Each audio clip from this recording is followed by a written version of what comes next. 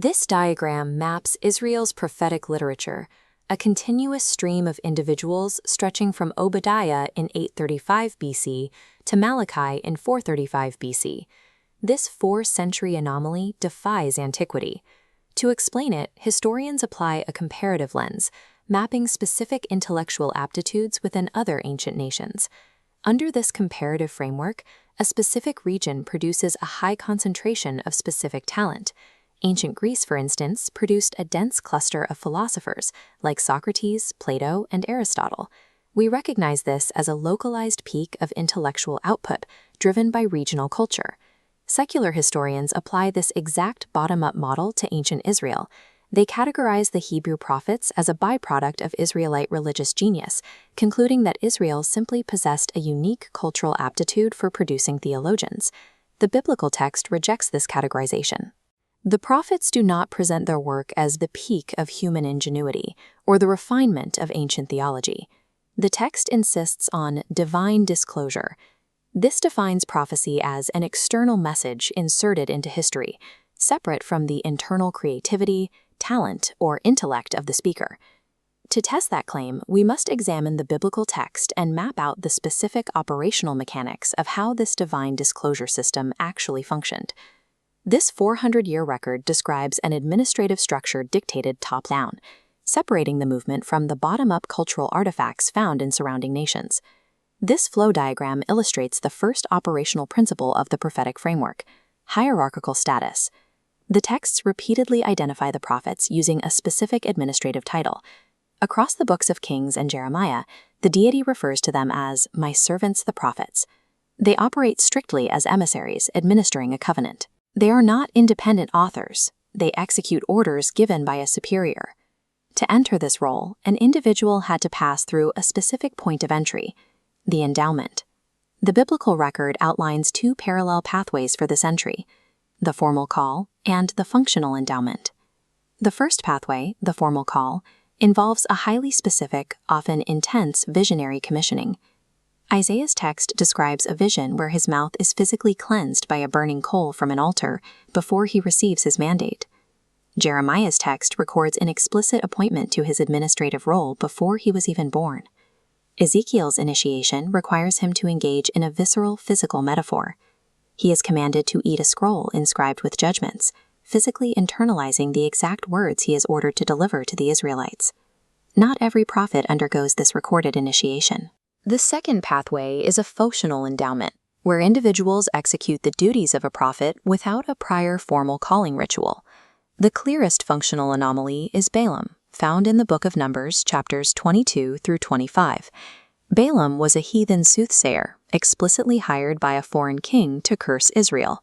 Yet the text states God simply intercepted Balaam's faculties and forced him to speak blessings over Israel instead. He operated as a true prophet in that moment, overridden by an external command. This flexibility appears throughout the biblical hierarchy. David was anointed as a king, yet the text identifies his psalms as prophetic words. Ezekiel was ordained as a priest, yet received the formal prophetic call. Whether initiated by a fiery vision or suddenly overtaken by a command, there is a single constant across every individual in this system: an acute, conscious awareness that they had been equipped by God with a specific external function. Validation in this system comes from the individual's conscious awareness of the sovereign's words, regardless of whether they underwent a standardized initiation rite.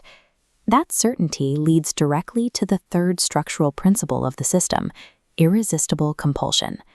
The prophetic endowment functions as a strict mandate. Once the word is given to the human agent, they are unable to withhold it. The prophet Amos explains this theological concept by pointing to the mechanics of cause and effect in the natural world. Amos argues that just as a human cannot prevent the physiological response of fear when a lion roars nearby, a prophet cannot stop themselves from speaking when the sovereign Lord issues a command. The reaction is involuntary. Jeremiah confirms this physical reality. When he attempts to resign from his mandate and stop speaking, he describes the retained message as a fire shut up in his bones, a pressure so exhausting he cannot hold it in.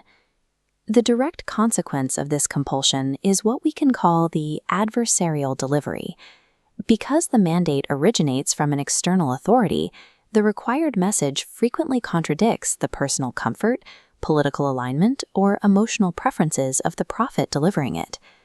In 1 Samuel chapter 15, the prophet Samuel is commanded by God to confront King Saul and declare that his reign has been rejected. Samuel exhibits intense emotional resistance to this assignment. The text records that he is deeply troubled, mourning and crying out all night before finally carrying out the order. Jonah engages in extreme physical evasion, fleeing in the opposite direction to avoid delivering a message of repentance to the enemy city of Nineveh. The prophetic system's structural hostility to the agent's desires identifies it as a mandated administrative task, distinguishing it from creative human pursuits. This brings us to the final output of the system architecture, the proclamation.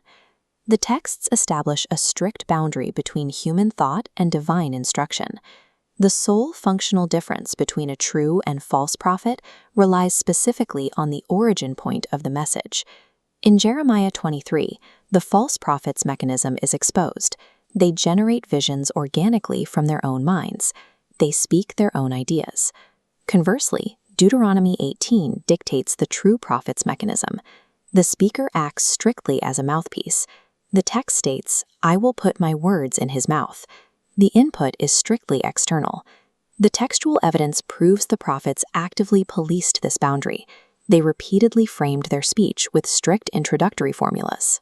The book of Isaiah alone contains dozens of these precise markers.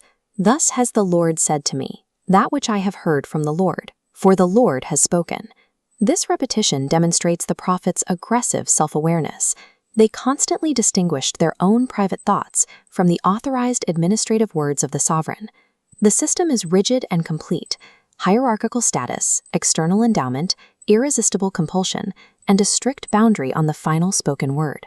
The 400-year Israelite prophetic movement stands alone in human history, precisely because its core operational requirement was the total submission of the human mind to direct divine disclosure.